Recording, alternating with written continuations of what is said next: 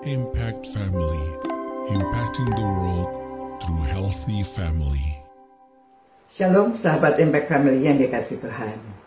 Saudara apa kabar? Saya harap saudara semua dalam keadaan baik. Saudara yang setia kepada Tuhan, merenungkan firman-Nya setiap hari.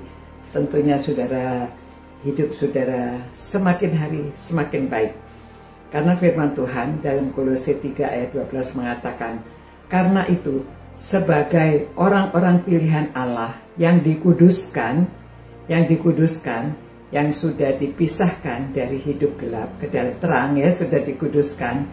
Jadi saudara dulu tidak dalam pengetahuan akan Tuhan, sekarang saudara sudah memiliki pengetahuan akan Tuhan, saudara sudah dikuduskan dan dikasihinya. Ya, Allah karena kasihnya telah rela memberikan anaknya sampai dia itu untuk menghapuskan dosa saudara dan saya itu. Dia disalibkan dengan tujuan supaya orang yang percaya kepadanya dosa-dosanya dapat diangkut bersama Kristus, dikuburkan, dan kemudian kita dibangkitkan untuk hidup baru di dalam Dia, ya. Jadi kenakanlah belas kasihan, kemurahan, kerendahan hati, kelemah lembutan, dan kesabaran. Semua itu dapat dijabarkan satu demi satu.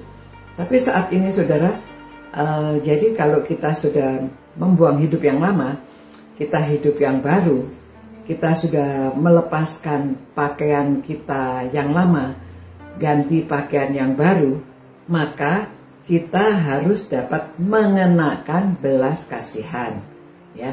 Saudara, ini ada hubungannya semua dengan ayat-ayat sebelumnya, supaya kita itu tidak geram, tidak marah, tidak melakukan perbuatan yang tidak berkenan kepada Tuhan, tidak fitnah, tidak mengucapkan kata kotor, tidak berdusta, dan kita itu saling memperhatikan pada orang lain. Dan di sini bagaimana caranya kita supaya bisa hidup di dalam kehidupan yang baru itu, kita mengenakan belas kasihan. Jadi hidup baru yang kita kenakan adalah ada belas kasihan. Saudara, kalau kita ada belas kasihan, maka seharusnya kita geram, seharusnya kita dendam, seharusnya kita marah-marah kepada orang lain. Karena kita ada belas kasihan, maka kita tidak melakukannya. Ya, kan ada belas kasihan. Jadi kalau ada orang yang kesusahan, kita bisa melihat dari sisi-sisi, tidak hanya mencela dia, tidak hanya menghakimi dia, tetapi kita bisa melihat dari sisi yang lain. Ya, orang yang bersalah sama kita, juga kita bisa lihat sisi-sisi lainnya, bagaimana kita bisa mengampuni, ya, karena kita punya kemurahan, murah hati. Murah hati itu bukan hanya memberi secara materi. Murah hati itu bukan hanya memberi sesuatu benda, tetapi murah hati juga bisa memberikan pengampunan, ya, karena kita memiliki kerendahan hati. Kalau kita rendah hati, kita tidak menang sendiri. Ya, kita merendahkan diri untuk memaafkan. Kita merendahkan diri untuk menyapa. Ya, ayat-ayat sebelumnya mengatakan kita harus saling menyapa, lebih dahulu memberikan hormat pada orang lain, ya, karena banyak sudah terjadi baik di dalam gereja maupun di dalam kehidupan kekristenan. Kadang-kadang kalau orang bersalah sama kita marah sama orang lain, sulit kita memaafkan, ya. Tetapi kalau kita sudah menjadi orang-orang pilihan Allah, kita sudah dikuduskan, seharusnya kita bisa memiliki belas kasihan dan kemurahan, kerendahan hati, kelemah lembutan. Ya, kalau kita merendahkan diri, kita rela memaafkan orang lain. Kalau kita punya kerendahan hati, kita bisa melakukan hal-hal yang sulit dilakukan. Bukan mau merasa diri sendiri terus yang betul, tetapi kita bisa juga menerima, ya, kemungkinan kita diri sendiri juga ada kesalahan. Nah, biasanya kesulitannya adalah mengakui kesalahan diri, selalu kita menunjuk kesalahan orang lain. Jadi saudara-saudara, saya menghimbau khususnya Kalau saudara-saudara sama-sama hidup di dalam Tuhan, banyak orang yang sulit memaafkan, banyak orang yang sulit mau memperbaiki hidupnya.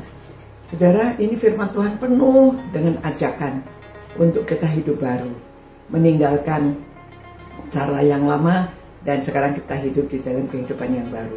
Mari saudara-saudara, kalau ada yang masih ada kesulitan memaafkan orang lain, ini dihimbau dari Kolose 3 ayat 12, ya. Karena kita sudah menjadi orang pilihan Allah. Bagaimana kalau saudara bayangkan kalau Allah itu seperti kita, dia tidak mau memaafkan, ya kita tidak ada yang bisa diselamatkan, ya.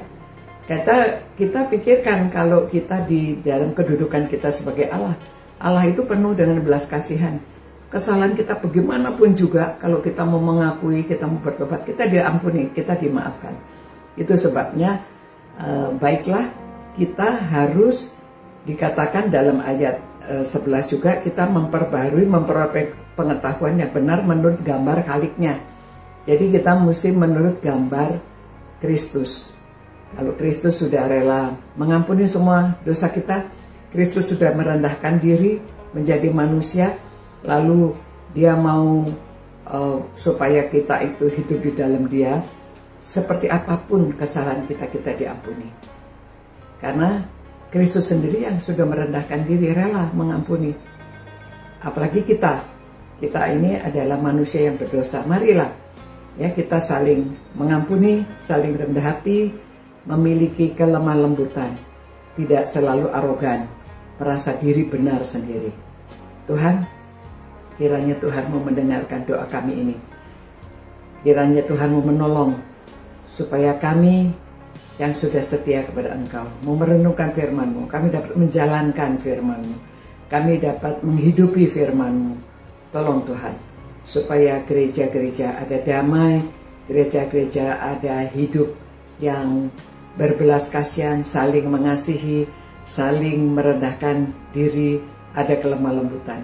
Tolong kami Tuhan, biarlah nama-Mu dimuliakan melalui kehidupan kami anak-anak-Mu Tuhan.